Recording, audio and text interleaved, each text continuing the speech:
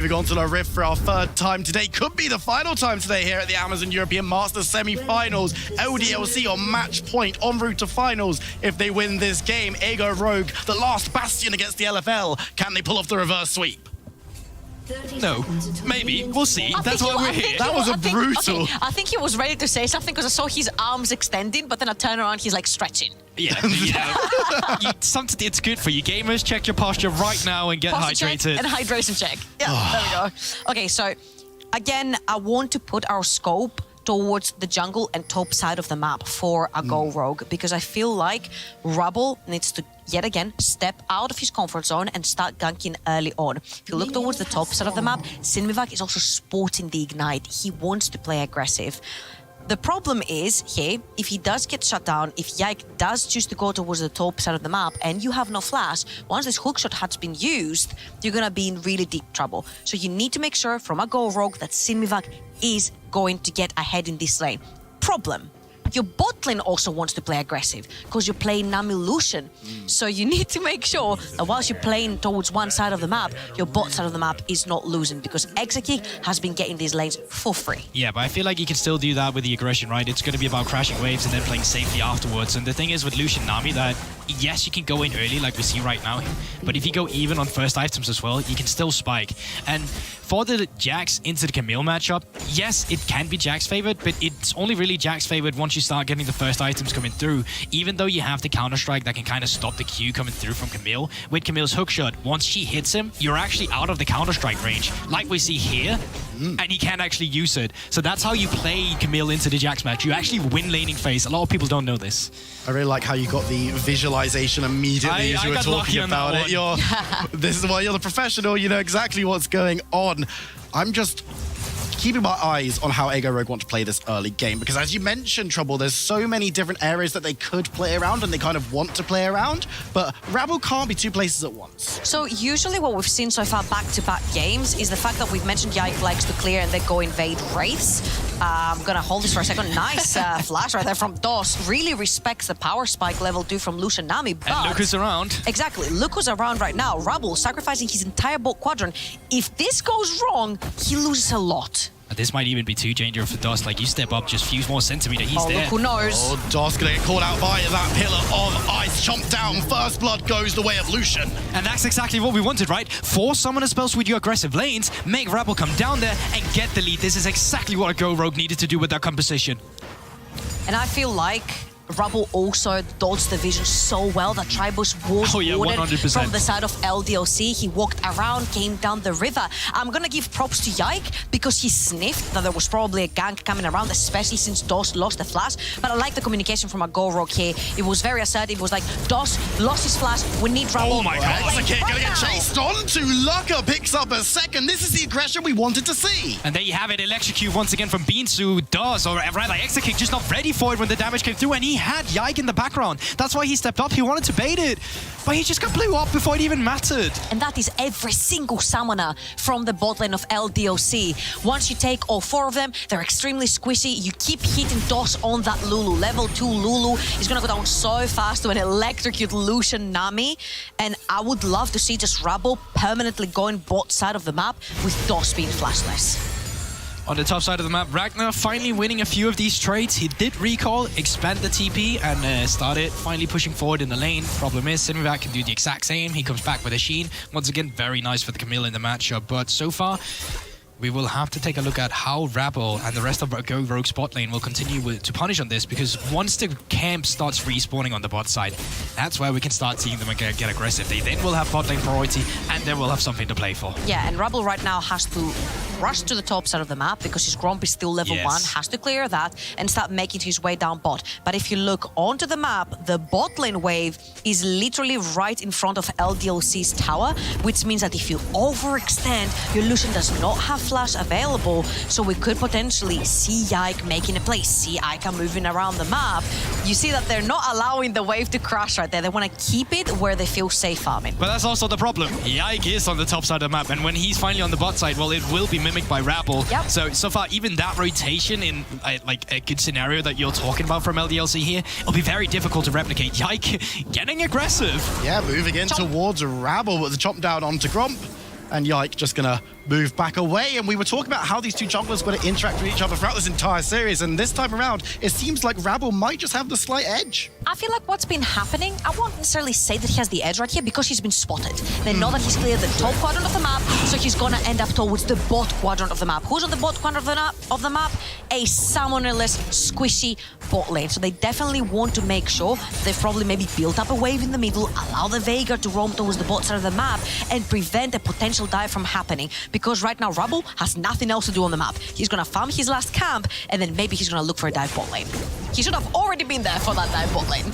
Yike is going to be down on that bot side, maybe a little bit quicker if he does run down without taking any of these camps, and is actually going to be hanging around. He's predicting the dive coming through from bot lane, but Rabble's a little bit slow to the punches, just moving up now as DOS takes a bit of poke, and there could be a skirmish in the offing. Yeah, you mentioned it earlier, Trouble. No flash into Lucian. Yike getting aggressive. Might run into Rabble, though. Catches him out with the wall, and that is going to dissipate too much pressure. But look, it is going to be Knight moving first. Going to be called out on all the vision in the world, though. So LDLC will have information on this. They're looking towards Execute. He's already gone low. The chop down, the damage coming through. Can Knight secure the kill? Yes, he can. Gets a second as well. Onto the Lulu. Double kill for Ari. It's clean cut, and they're not losing anything from it. Yes, currently Ico is pushing in the mid lane, but in the grand scheme of things, that does not matter. Brilliantly played from a Go Rogue, and this time around, they find a lane to play for. They find a light in the darkness, and that's Locker. But you have like 4 proactive lanes right here. You've got the Trundle that wants to gank very early on, and it's worked, right? And again, this time it's Knight with the Ari and the priority mid lane. Rabble will tank the whole tower here so well, will tank the last shot as well, and then Knight will just come in to clean house completely. The calculated heal coming out of Binsu as well. And honestly, I'm just gonna say, because we've been talking about it, Binsu role swapped to support this season before he played any official competitive game, and he has been performing.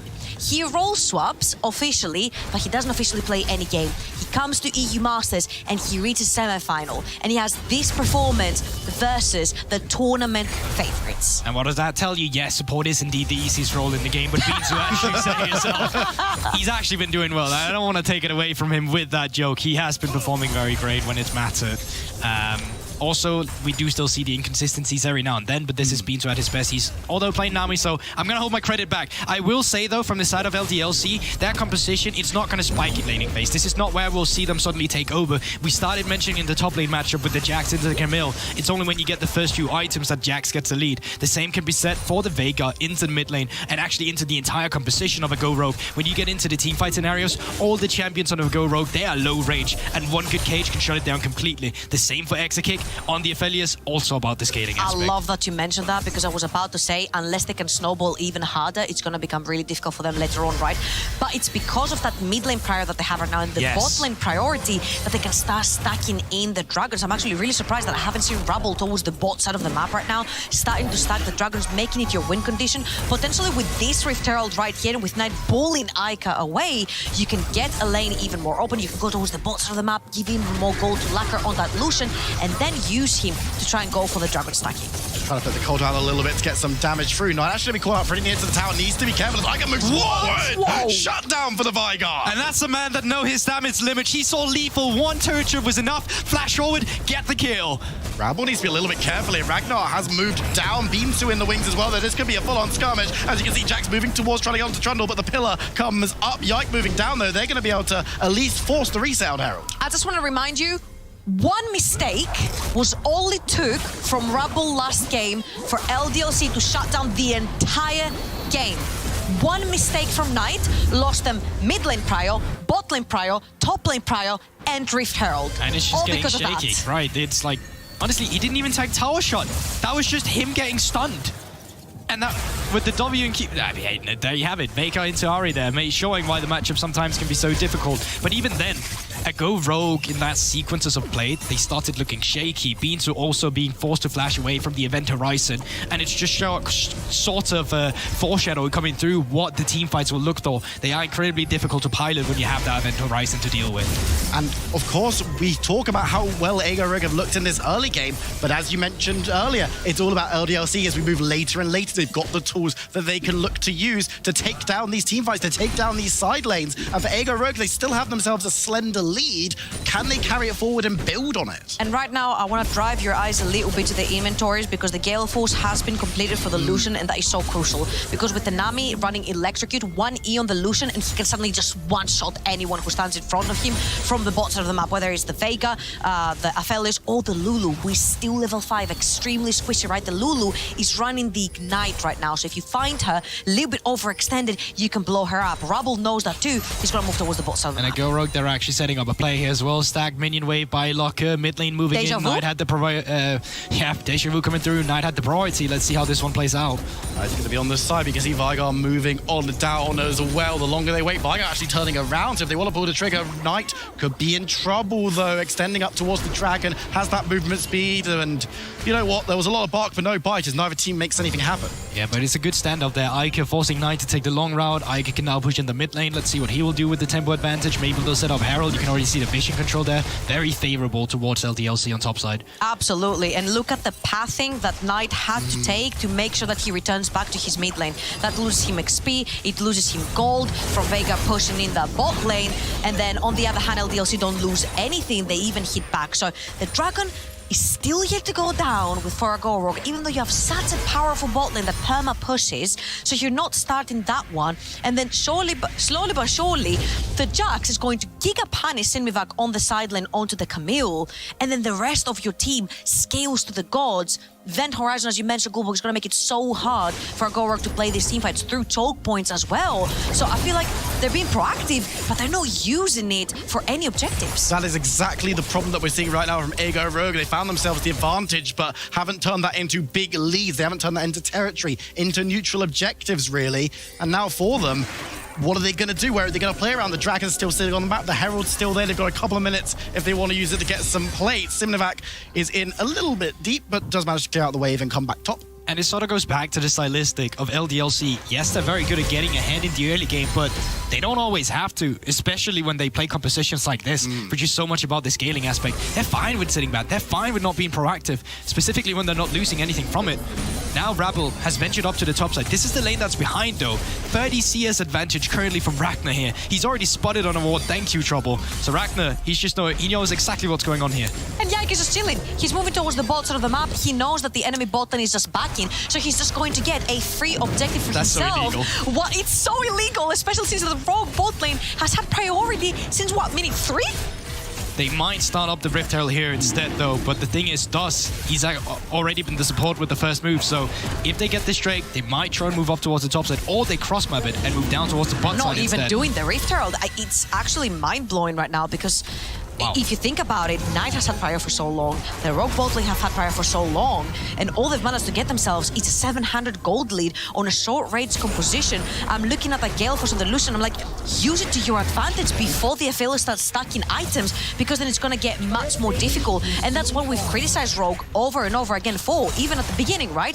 They know what the win cons are, but they never push them hard enough. Okay, Pro, they finally get the Rift Herald. Can't. Turret plates have fallen. You won't actually get the gold injection of the first Rift Herald. Very well spotted. Yes, honestly, little unlucky on that side, but there we go. We finally get the objective, and they can try and open up the side lanes, which of course will be nice when you have, for example, like a Camille or a Lucian you accelerated already, but they, once again, won't get the gold injection. And I mean, talking about the stakes of this game, Go Rogue have stalled a little bit. Remember, the winner of this one will go to the Amazon European Masters final. They'll be up against either Carmine Corp or Vitality B, who play against each other tomorrow. Remember, this is the only representative, not only from the Ultra Liga, but from not the LFL. And that's crazy. LFL seems a little bit strong this year. I said this. Can we just not tell them that summer's happening? Oh, God. Can we just not invite them? Simnivac going ganked. Oh, no, he's in trouble here. Puts down the ultimatum, dives away, but it's 2v1. The ultimate from Yike secures the kill. I'm just going to say, can we just not tell them they're getting ganked here? Yike, Someone tell him! That's what I want. Rabble getting aggressive against the Jax. He's 2 levels down. I love how you looked at the glass half empty. You're looking at Rappler. You looked at the glass half empty, I looked at the glass half full. I'm like, he's 2 levels up. You're like, he's 2 levels down, he's dead. I mean, Rapple's still alive for a second longer, puts up the pillar. Knight is here, this could be the turnaround. Picks up 1 dive sword, the Everfrost. The second, it's a double for Knight. Finally something going well there. They accelerate something into the mid laner. It's not really come with their own proactivity. It's a reaction to the top gank, but the LDLC, they overstay their welcome, and Knight, he's able to capitalize on it. Okay, you have a 4-1 Ahri who is only 600 gold off of a champion that perma-scales into the late game, the Veigar. And what do you get out of this? A lot of golden experience is going to be lost towards the top of the map. The entire wave actually is going to be eaten away by the tower. Yes, mid lane, you didn't lose much because Aika was there pushing it. And all you're going to be behind on is maybe your top laner who, ding, ding, ding, is already almost 40 CS up. He's chilling, having a good time. Haven't finished up the Divine Sunderer. I take it back. He just bought the Divine Sunderer. So there we have it. Mythic has come through as well. The thing is, Sinvac got his as well in the inventory. But once again, very scary to gank a Jax. I mean, you're a Trundle, you're a Camille. That Counter-Strike kind of just mitigates most of the damage that you're going to be afraid of. And is able to just survive through on that 2v1. And of course, the dive in the end worked out for Ego Rogue. And I think that's crucial what you said there. It was a response. It wasn't them being proactive. It was them coming up and playing off an overstay from LDLC. They don't give you that many openings, but it's crucial that when they do, you have to grab them. And now, Rabble getting the Rift Scuttle can try and counter jungle for the blue buff that have spawned on the side of LDLC. That's just not going to be it, though. Even though they could push in the mid lane, they could push in the bot side, but they're looking for an overextension of the LDC bot lane. But they did this one time. They're not going to do it again. Yeah, and you don't really have a wave right there to play with as well. I feel like a Go Rogue have not necessarily been managing the waves towards the bot side of the map very well, especially when Rumble is coming about to try and Trundle, rather, not Rumble. That's not a champion in the game. In this game, in particular, I'm losing my mind. Do you need help? Slowly, but yes, please, thank you. I got you. Don't worry about it. But yeah, I mean, they still have stuff to play for. I think we just need to see them be proactive, at least on the next Drake here, because you still have this gold lead. You have a 1k gold lead. You want to see stuff getting finally taken on the map from the side of a Go Rogue. They have a Rift Hell in the inventory. You have all the tools to be proactive here, so it's really on a Go Rogue to just start making the play. It's the same hover, though, from Rumble. The same hover that he's been doing for the last 10 minutes straight. He's hovering towards the bottom of the map. Nothing is really happening. Maybe we'll see an opening right here. 50 seconds for the next Dragon. You're going to spawn the Rift Herald in the mid lane, and there's not going to be too much response because you have more members around. But I do like this rotation unless Ragnar... Oh, I don't like this. If Rabble goes down, it's going to be secured by Yike, who takes up the Trundle former. Could look to move forward. Going to be dodging away, taking a whole heap of damage. But Ragnar's on the side, but can't find an opening. I was just about to say, I really like what we saw from a Go Rogue. They pushed in the bot side. They moved their bot lane into the mid lane, and they got the turret. The problem was Rabble. He's the melee. You don't really have to walk off there. The turret was kind of low. Just needed your range carries to take it away, back off, go down, pick up the bot lane, and then start a play again. This just looks so messy, honestly, from a Go Rogue, because as you mentioned by Varun as well, it's always them reacting to a play, and when they're being proactive, they somehow get instantly punished. I agree with you, Gulbok. When you have Nami there, Lucian, Ahri, you don't need to step up to the tower, get instantly punished. Give a kill to a mid laner, again, that's perma-scaling into the late game, and it's going to make your life hell.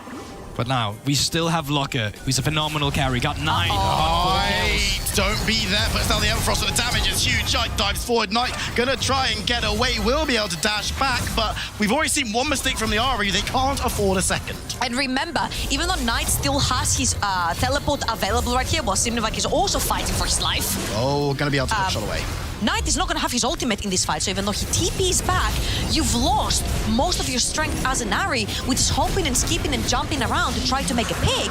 So even though, yes, he instantly TPs back, he gets that minion wave, LDLC are literally running away with murder here. Yeah, the thing is, there's not really a cross map to come through that teleport. I mean, we could have played up towards the top side if we wanted to. Instead, Rapple's still playing around this Rift Scuttle. The rest of LDLC, they're out of vision. They know there's a ward, but they will back out this time around. There you go, Rogue. We're back towards the bot side for the lead. They're going to put the culling down, but X-Skip takes basically no damage. Really, really worried for the Ultra League representatives here. Knight, once again, might be a little bit overextended. The Charms comes through. There's the stun, but the root comes down. Ragnar trying to get some damage down, but won't be able to secure the kill as a bit of poke on the backside. Yeah, maybe with 2 aggressive items coming through from Ajax, but not yet. Charm is enough to disengage that one, and he's just walking out with the extra movement speed. On towards the top side, teleport is coming through. Simnivac might be overextended. Sinnovac might be in trouble. Will be able to get away from the cage, though, as Ica chases forward, gets the slow, but not the stun, gets the damage down. Looking for the primordial burst. He's actually going forward, but the dodge away with the ultimatum. And Sinnovac, that was beautiful. Uncharacteristic from Ica. He makes a mistake. Oh, Sinnovac with the double. That's huge. That could turn this game around. Sinnovac, highlight play coming through there from a Go Rogue when they needed the most. They get a bot side turret as well. Ica invested a teleport and a fumble from the LDLC mid laner. We don't often see this. Sinnovac steps off up. Show why he's got a prowess on a champion like Camille. Hit them with the emotes right there, Sinmivag, because you absolutely outplayed the ish out of both of them. Aika is going to miss the Everfrost. He's going to proc the passive right there as well. But then when he flashes for the Q, for that R, Sinmivag absolutely dodges it with his own R. And then Ragnar is like, well, I have to finish what got started. But he has no abilities left. And it's just a great hook shot coming through there. Kind of just putting away the distance, making sure that the auto attack from Ragnar cannot come through. Tower really just does the rest. And now you got yourself with Elena who's ahead on the side lane, which you really don't want when you had a Jax specifically picked in to this Camille to shut it down. And we talked about when LDLC make a mistake, you have to grab onto it. Ego Rogue, once again, Simnavac on its own manages to do that. And now you can see members of Ego Rogue moving up towards the top side, but LDLC are lying in wait, looking towards Beans, who's going to have to be careful. Locker as well, a little bit overextended, looking towards Dynami, get a lot of damage down, but Locker goes away. The teleport coming through as well. This could be a full-blown violence source. Needs to be careful, takes a whole heap of damage. Simnavac is going to look towards the re-engage, won't be able to find the hook shot, and is forced to back away, but he keeps his team alive. Oh my god, DOS right there. I bet his breath was caught for a second. Needs to be careful, caught up in the cage. Knight dives into the cage as well. The first kill of the fight goes over to Aika, and Knight dug up from the Nami. Beans on the side, manages to help get one back. The ultimatum on the DOS will be able to catch him out. That's 2 kills to 1 for Ego Rogue. That's 2 good plays in a row from the side of a Go Rogue, and they're excelling at their pressure now. They can continue with the siege on the top side. They should be able to take the turret, and with this, they've taken care of all the outer turrets. They should be able to start becoming aggressive with Rappel in the opponent's jungle. Yeah, and the Camille is starting to pick up as well. 1,000 ahead of the Jax right now. Sinmivag is an absolute beast on that champion, and mind you, he blind picked it, knowing that the counter pick could potentially come through.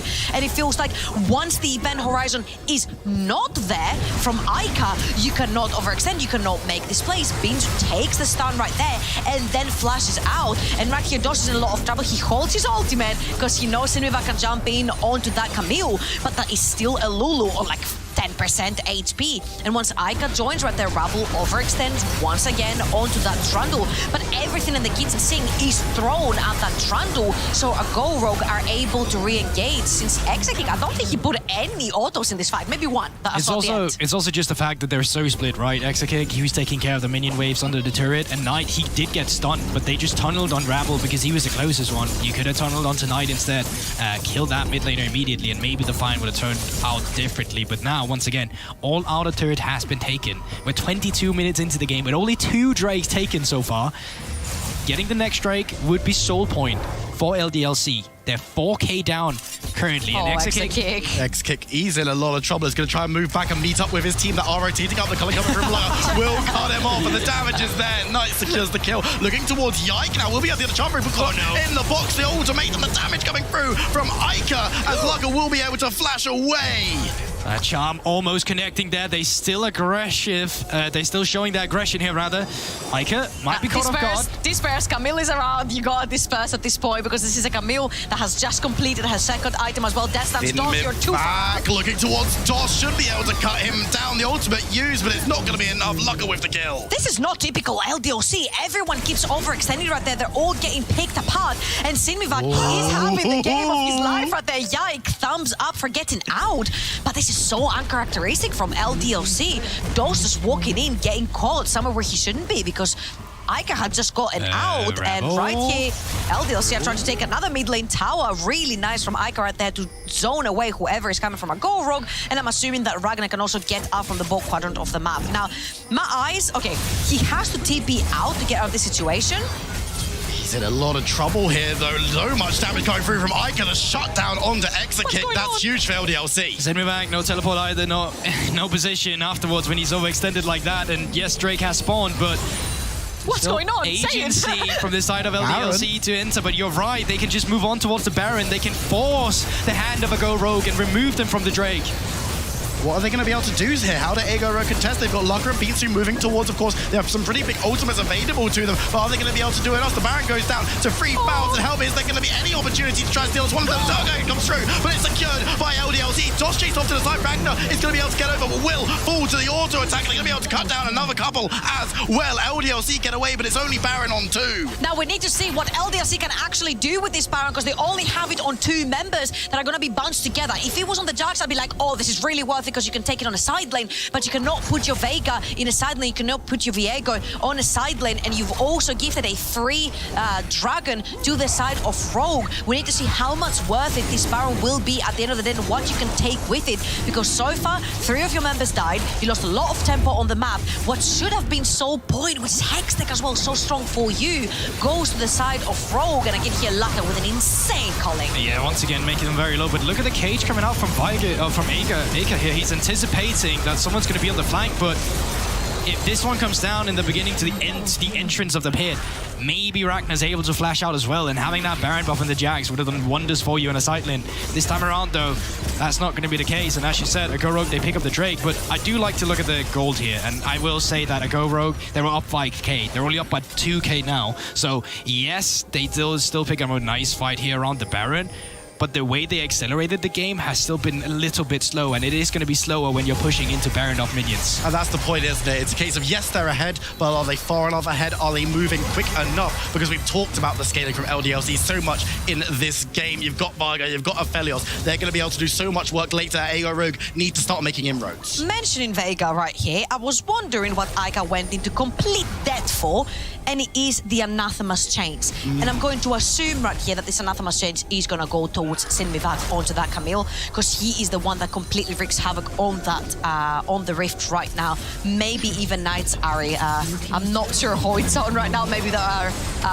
spectators can tell us. But so far, again, we mentioned what can they get with the Baron, because again, if it was on the side laner, yes, you can put Jax on the side, push maybe 2 lanes at a time, but it's on your Veigar, can't overextend. It's on your Viego, he has to shadow the Veigar. So all in all, the Baron power play, it resulted in a tower mid lane for Agoro. Yeah, there we have it. It was a Knight. I think reason why you do that as well is because Camille has true damage, so you don't want to put Anathemas on that because it goes through the reduction, unfortunately. Same when you have a Vayne as well. We've seen in the beginning where big discussion, was it a bot, was it not? No, the true damage does work on Anathema's Chain. So it goes on towards the only AP damage dealer as well, which means you can manage, you can start building armor as well if you want to on the side of Ike as well. Frozen Heart can even be an option if that's what you're looking for. But now, towards the bot lane, Ragnar might be getting caught. Yeah, overextending, caught up in the ultimatum, tried to jump away, but won't be able to do so. Teleport's coming in from both sides here. The tidal wave comes on through, it hits up too, as Ike needs to be a little bit careful, but has so much damage available. Ragnar throwing back in towards Simnavag, who needs to be careful, will be able to survive. The shutdown goes on to Rabble this time around, as Ragnar still called out, gonna be cut low, shooting down. Lucky gets another, a double for the Trundle, as Rogue take more.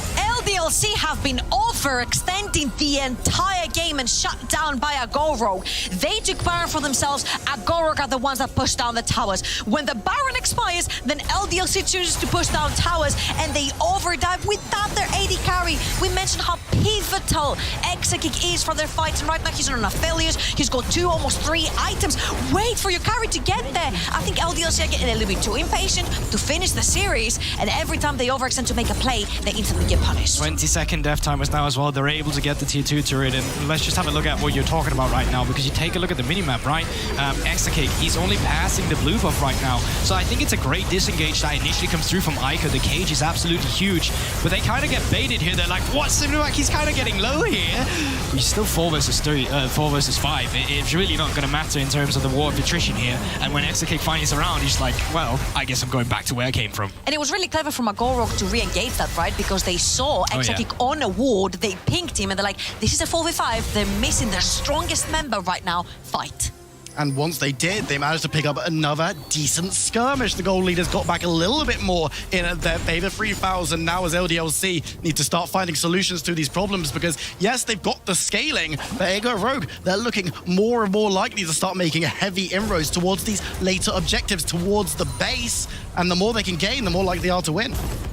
And Exekick clearing up the mid wave, coming into him currently. They're just playing stalemates here. We're waiting for the Drake to spawn right now, and in between these 2 AD carries, it's been different stories coming forward, right? But Locke finally able in this game to excel himself. Gold difference usually is in the favor of Exekick, but I will say the reason why the gold difference from Locker is so low as well is because he plays champions like the Ivan. He plays champions like the Soraka as well. And then the impressive part is, well, he's playing Ivan, he's playing Soraka. How does he still have an average damage percent ratio of 24 that's so close to Exekick's? It's because he's so good when he's on the AD carries too. And that's what I was about to say. The damage percentages are so close for somebody who doesn't get the same gold percentage thrown his way, especially when you're playing the more passive lanes. As you mentioned, Gulbok, you're not going to get as much gold.